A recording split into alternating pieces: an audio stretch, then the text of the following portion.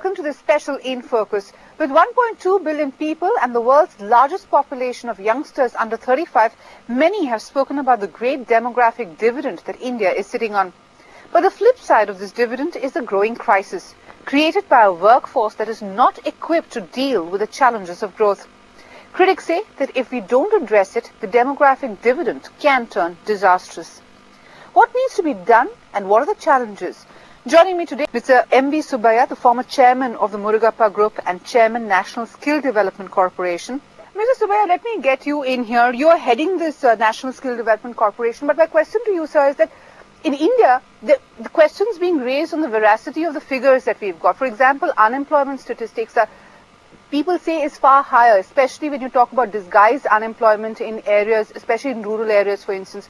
What is your assessment within the National Skill Development Corporation of what the problem or the scale of the problem is? One thing that we're trying to forget is the fact that a lot of people in this country are self-employed. I think that's a figure which is forgotten when we talk about employment. We always believe that it's got to be employed in a factory or in an office or in a government office. But then the majority of people in this country are employed, self-employed people. They don't work for a company. I think that number is huge, and that's true of every country. It's not only in India, but that's true of every country. So I mean, personally, I don't think the figures are exaggerated. If you take all of them into account, particularly in the agricultural sector, majority of them are self-employed people, and the farmers go and help each other, but then they all are self-employed. So that being the case, I then think the numbers are very exaggerated. And also you got to take into account this 500 million includes a lot of retraining. You know, you don't just get there and stay there. I mean, if we take, for example, a plumber or an electrician, if he goes for training for 3 to 6 months and gets trained as a wireman, he should be able to, end up by getting retrained. He can become a, high tension wireman after a few years. So he comes back for retraining. And that retraining also is included, in my opinion, in this 500 million, and therefore the numbers are not something to be worried about. So it is something that can be tackled. Let me get you in here. Mr. Subbiah, that's a very interesting point Rajan raises, Mr. Subbiah. So is the learning that a bottom-up approach is what is going to work when you talk about skilling and not a top-down approach necessarily? Because a lot of people also realize that progress can happen only with better jobs or better skill sets. Is that what you're picking up from the ground? No, I think both are true. I mean, you've got to look at it from both sides, not only from bottom up, but also from the top down in some cases. But if you look at the majority of people, you need to look at it from bottom up, because that's what this country needs immediately. Just take domestic workers. Because of the supply-demand situation, we have never looked at it as a skill in this country. What you require is 10 million domestic service people every year in this country. And if you look at that, you can have 6 different levels of domestic people, starting off with just a person who comes to clean the house or wipe the furniture clean, to a person who is a cook or an elder care or a child care. There are several levels to which you can train them. So all that has been neglected all these years because supply was plenty and you can go and pick them up in your village, come back and make them work. Today it's not true. So you've got to skill them. You take just the other example is, for example, the drivers. With the car productions going up and things like that, you need 2 million drivers, even assuming only 50% of the cars require drivers, and the trucks require 3 drivers per truck. So if you take that, you need 2 million drivers to be trained every year.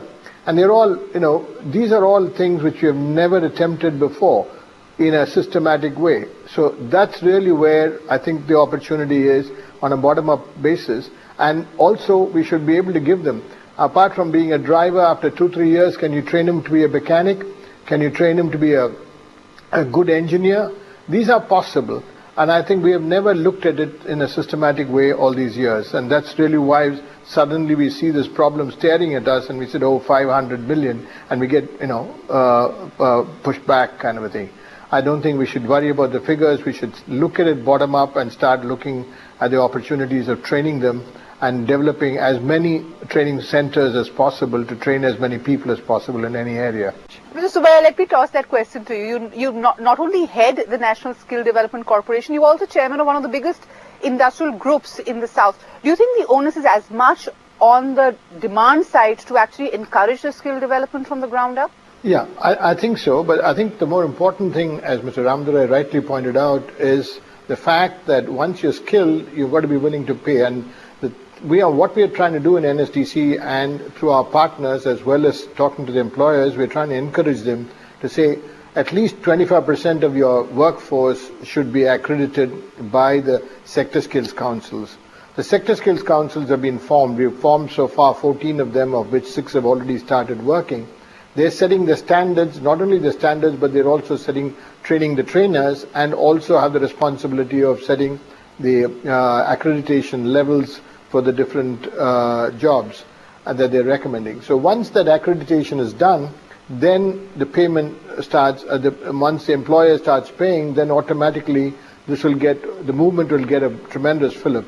We did a small experiment in Pune with CREDAI in the building industry, and there 1 day a week we requested them or the contractors to release the people to be trained by CREDAI themselves, and we supported that training program. And in fact, on the shop floor, on site, and just 1 day a week.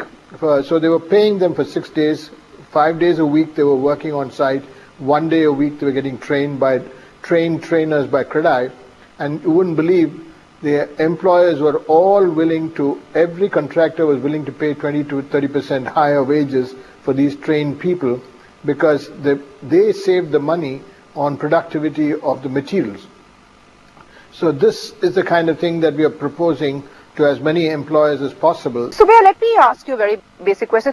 In India, every time you do something, there are also skeptics, and we have to cover that end of it. And the skeptics' view of what we are doing in the skill development arena is the fact that, you're dealing with multiple bureaucracies, you're dealing with multiple ministries. Every ministry has its own skill development module.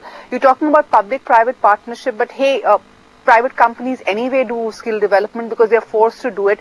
How can you get all these different lines to talk the same language? Yes, there are. I mean, states, various departments in the government, everybody. I think the more people do it, it's just, again, like anything else, the survival of the fittest will happen after a little while. Right now, the more people do it, the better. But there is a lot of issues where the only problem happens is when you have some training done by certain ministries which are free, and therefore people, just to while away their time, they might go there. But when our partners, entrepreneurs, get into training, they have problems of recruiting people, because they have to pay to come and get skilled, and that's really when the problems and issues come up. And I think that's a huge problem right now, which we are facing, with our partners are facing, inability to mobilize.